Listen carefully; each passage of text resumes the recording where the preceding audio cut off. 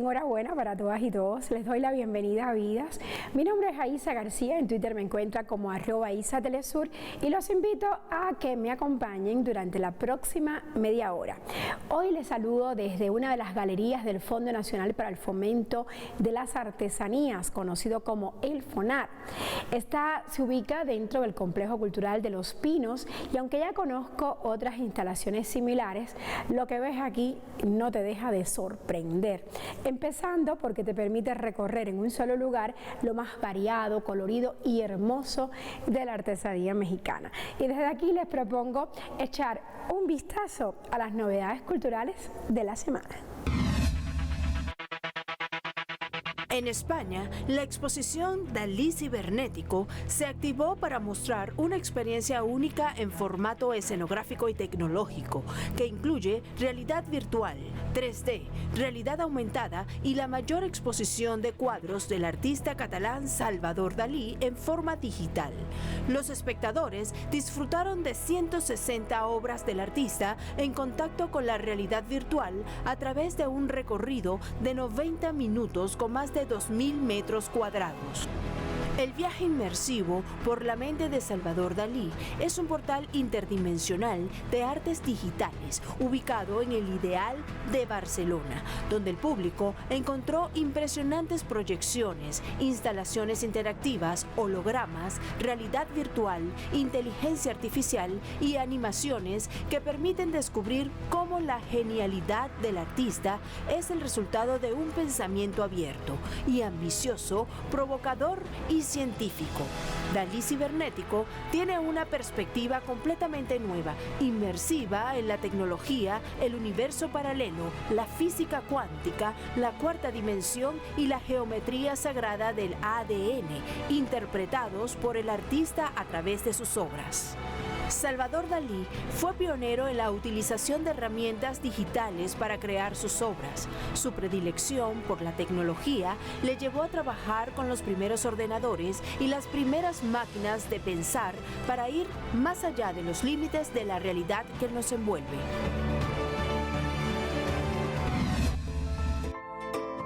En Uruguay, una uva roja con reputación de difícil y desabrida se convirtió en un éxito que colocó al país en el mapa mundial del vino. Conocida como la Tannat, este fruto se encontró con un anfitrión perfecto en Uruguay. Su clima templado y húmedo, perfecto para su cultivo y cosecha, además de ser ideal para la recepción de sus habitantes amantes de la carne. Con más semillas que otras uvas, la Tannat posee un alto contenido de taninos astringentes, característica dominante que le dio su nombre y durante mucho tiempo se consideró indeseable. Sin embargo, resultó ser la bebida perfecta para acompañar las carnes, símbolo de la gastronomía local en Uruguay. Si bien ahora es la uva que forma parte de la cultura nacional del país latinoamericano, la Tannat es originaria de Francia, traída en la década de 1870 por el vasco francés Pascual Arriague, cuando Uruguay era un país vitícola nuevo en el mercado del vino. Durante mucho tiempo, el Tannat fue conocido como Arriague y generalmente eran vinos rústicos. Luego de la década de los 80, el enfoque cambió hacia un vino fino. Casi un tercio de la producción de vino de Tannat del mundo se produce en el país de 3,5 millones de habitantes. Actualmente se producen variedades de la fruta, resultando el vino de Tannat de Uruguay uno de los mejores del mundo.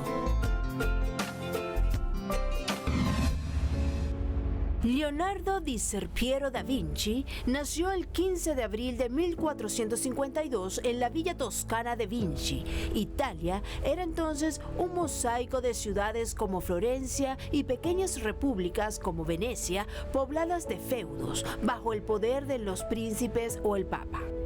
Desde muy pequeño, los maestros del niño Da Vinci lo vieron como un genio de las artes. El pequeño Leonardo aprendió pintura al óleo. También aprendió escultura, técnicas y mecánicas de la creación artística. Leonardo estudió en el taller de Verrocchio. Allí realizó sus primeros estudios de anatomía, latín y el griego. Además, incursionó en campos tan variados como aerodinámica, hidráulica, anatomía, botánica, pintura, escultura y arquitectura. El joven Da Vinci creó importantes innovaciones en el sistema de palancas para multiplicar las fuerzas humanas. Sus investigaciones científicas fueron, en gran medida, olvidadas. Sin embargo, su producción pictórica, en cambio, fue de inmediato reconocida como la de un maestro capaz de materializar el ideal de belleza en obras de turbadora sugestión y delicada poesía. El artista florentino pintó más de 200 obras a lo largo de su carrera, destacando entre ellas la Anunciación, el Bautismo de Cristo, la Virgen de la Flor, el retrato de Ginebra de Vinci, la Adoración de los Reyes Magos, su autorretrato, Madonna Benois, la Última Cena y el retrato de la Mona Lisa o la Gioconda. Esta obra famosa, desde el momento de su creación, se convirtió en un modelo de retrato, como protagonista de Da Vinci. La mítica Gioconda ha inspirado infinidades de libros, leyendas y hasta una ópera. La Gioconda se convirtió en el cuadro que Leonardo llevará consigo en su continua peregrinación hasta sus últimos años en Francia. A la edad de 65 años comenzó a desmejorar la salud del autor renacentista. Su brazo derecho quedó paralizado, pero con su mano izquierda hizo bocetos de proyectos urbanísticos, drenajes de río y hasta decorados para las fiestas ilustres. El 2 de mayo de 1519 murió en Cloux, Francia. En Vidas nos gusta interactuar con nuestros usuarios en las redes sociales, así que tome nota de nuestras cuentas en Instagram y Twitter para que pueda contactarnos a lo largo del programa. La cuenta es @vidastelesur. Vamos a una pausa y volvemos.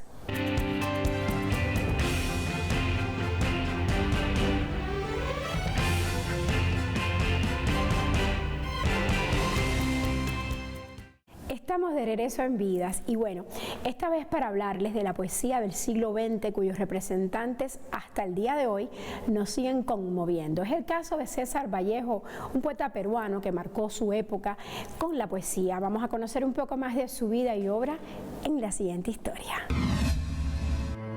De las grandes figuras de la lírica hispanoamericana del siglo XX, Perú vio crecer al poeta César Vallejo, nacido en Santiago de Chuco en el año 1892. En el desarrollo de la poesía posterior al modernismo, la obra de César Vallejo posee la misma relevancia que la del chileno Pablo Neruda o el mexicano Octavio Paz. Vallejo es, para mí, el mayor poeta latinoamericano del cual la poesía tiene registro. Digo latinoamericano porque sé que es el mayor poeta latinoamericano, no se puede decir es el mayor poeta de la lengua, porque ahí aparece San Juan, aparece Góngora, hay gente muy cara para mí, o Quevedo, pero sin duda es para mí el mayor poeta latinoamericano. Es un modelo ético de escritura y es un transgresor del lenguaje poético, lo cual para mí es muy importante. Todo en su obra es original y personal, de una altura expresiva raras veces alcanzada. Sus versos retienen la importancia de su personalidad torturada y de su exacerbada sensibilidad ante el dolor propio y colectivo que en sus últimos libros se transmuta en un sentimiento de solidaridad como respuesta a sus profundas inquietudes metafísicas, religiosas y sociales. De origen mestizo y provinciano, su familia pensó en dedicarlo al sacerdocio. Era el menor de los 11 hermanos. Este propósito familiar, acogido por él con ilusión en su infancia, explica la presencia en su poesía de abundante vocabulario bíblico y litúrgico, y no deja de tener relación con la fijación del poeta ante el problema de la vida y de la muerte, que tiene un indudable fondo religioso.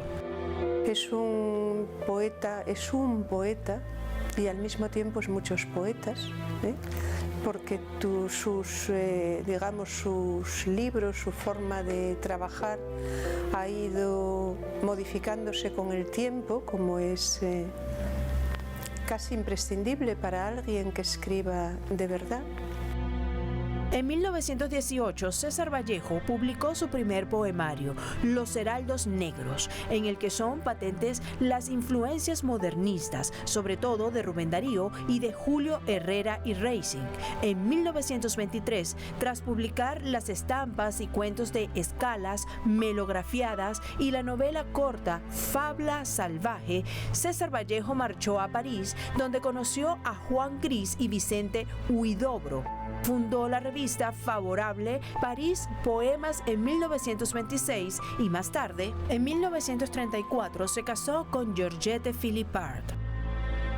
Entre sus otros escritos destaca la obra de teatro Moscú contra Moscú, titulada posteriormente Entre las dos orillas corre el río. Más adelante fueron publicados Poemas Humanos 1939 y España, aparta de mí este cáliz 1940, conmovedora visión de la guerra de España y expresión de su madurez poética. Es una figura, es una obra que ha ido creciendo sin ninguna duda a lo largo de los años y de las décadas. En realidad sus libros, cuando se editan por primera vez, por ejemplo Los Heraldos Negros y Trilce, son libros que no despiertan la atención, digamos, del público peruano en ese caso, porque es allá donde se publican. Y sin embargo, ya en vida, pero sobre todo a partir de su muerte en el año 38, es una obra que ha ido adquiriendo unas dimensiones que son las que tiene actualmente, un poco del gran poeta contemporáneo de la lengua, ¿no? Hay libros suyos como por ejemplo Trilce, que es un libro que sigue siendo hoy mismo, es un libro que se publica en el año 22 y que sigue siendo hoy un libro deslumbrante también por la dificultad lingüística y por el riesgo lingüístico que hay en él. Supongo que acabo de comentar que es un poeta múltiple y seguramente la referencia también es múltiple. Es decir, puede haber una entrada en Vallejo mucho más desde la última época de su vida, poemas mucho más directamente políticos. España, aparta de mí este cáliz, por ejemplo, es un libro fuertemente político escrito durante la Guerra Civil Española. En 1930, el gobierno español le concedió una modesta beca para escritores. En 1932, se afilió al Partido Comunista Español. Regresó a París, donde vivió en la clandestinidad y donde, tras estallar la Guerra Civil, reunió fondos para la causa republicana. Tanto vive todo el desarrollo, por ejemplo, del surrealismo. Le influyen, yo diría que muy periféricamente y un poco casi a la contra. Es decir, el trabajo que él desarrolla con la lengua no tiene nada que ver con lo que están haciendo Breton, por ejemplo, los surrealistas franceses en ese momento, nada que ver. De hecho, digamos que él reacciona en muchos, él escribe ensayo también, escribe, por ejemplo, artículos y crónicas que envía a Perú, escribe también textos de reflexión poética, textos de poética, y hay muchos textos en los que él habla de que una lengua poética nueva no es una lengua en la que aparezca, por ejemplo, un vocabulario de las cosas novedosas que han aparecido en ese momento, sino que tiene que ver con otro trabajo lingüístico que es mucho más de la sintaxis. La historia ha consagrado a César Vallejo como uno de los más grandes innovadores de la poesía del siglo XX. Fue, en opinión del crítico Thomas Merton, el más grande poeta universal después de Dante. César Vallejo falleció el 15 de abril de 1938, un Viernes Santo con llovizna en París, pero no un jueves, como escribió en su famoso poema. Me moriré en París con aguacero, un día del cual tengo ya el recuerdo. Me moriré en París y no me corro, tal vez un jueves, como es hoy, de otoño.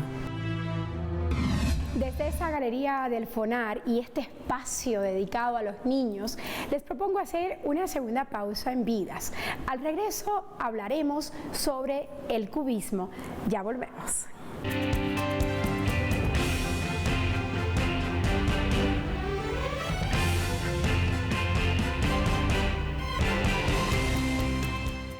Estamos de regreso, rodeados de la mejor artesanía de México aquí en el FONAR.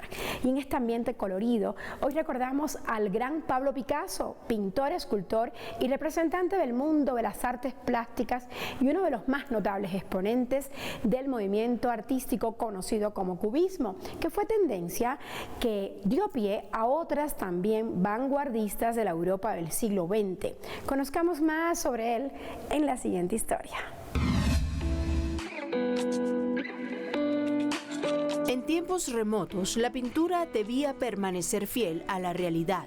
Los artistas presentaban sus bosquejos como un estilo único. Sin embargo, a mediados del siglo XX surgió el cubismo, como la primera tendencia artística de vanguardia de la mano de los pintores y creadores Pablo Picasso y George Braque.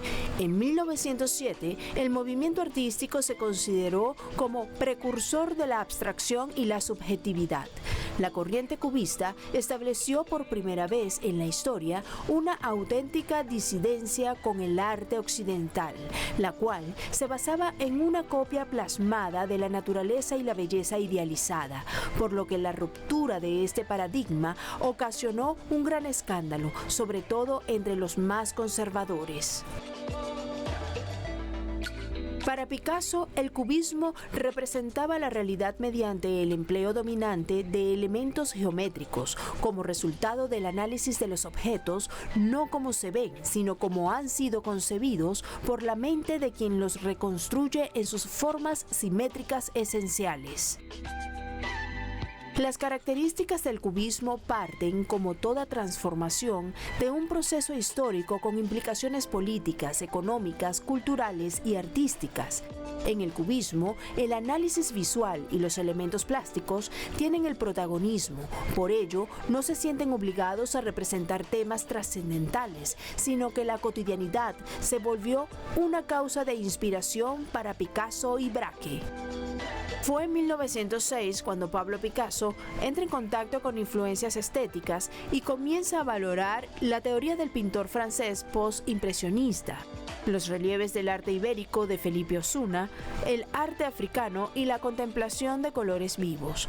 Como resultado de sus impresiones, Picasso plasmó Las señoritas de Aviñón, obra emblemática en su carrera, la cual representaba las mujeres desnudas del prostíbulo de la calle Aviñón de Barcelona. Pintura novedosa de planos quebrados, colores, relieves, volumen y profundidad.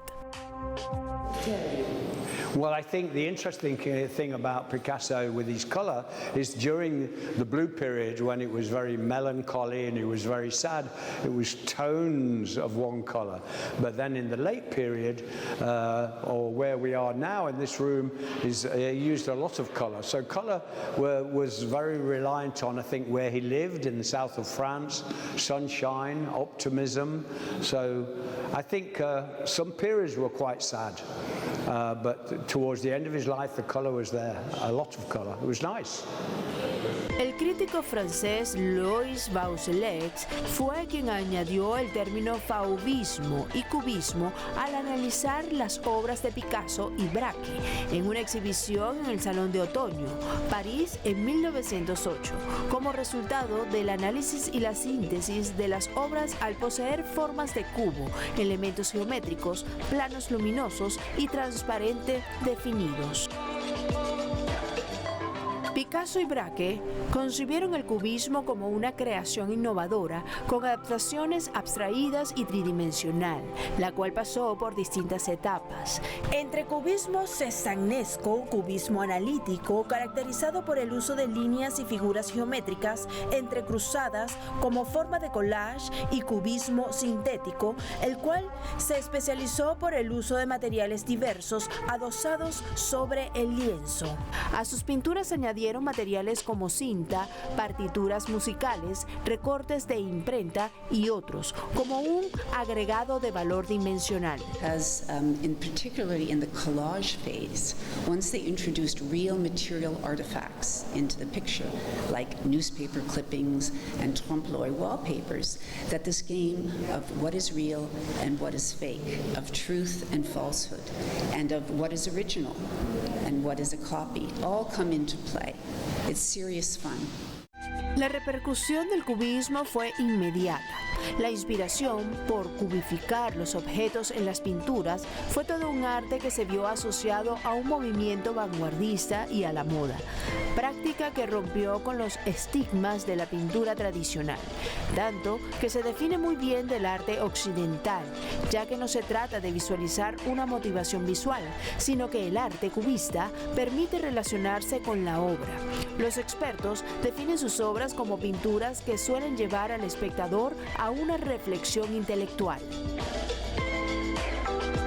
Uno de los tantos artistas inspirados por el movimiento cubista fue Juan Gris, pintor y escultor de la época. Sus obras fueron consideradas una imitación de cubismo, aunque le dio un estilo propio, agregando a sus obras trozos de espejos. María Blanchard fue inspirada igualmente por el cubismo, aplicó espejos y elementos a sus pinturas y actualmente es considerada una de las exponentes claves de esta corriente. Fernando Léger fue otro destacado pintor cubista francés de la primera mitad del siglo XX, que se encargó de representar las máquinas, la industria y la vida urbana.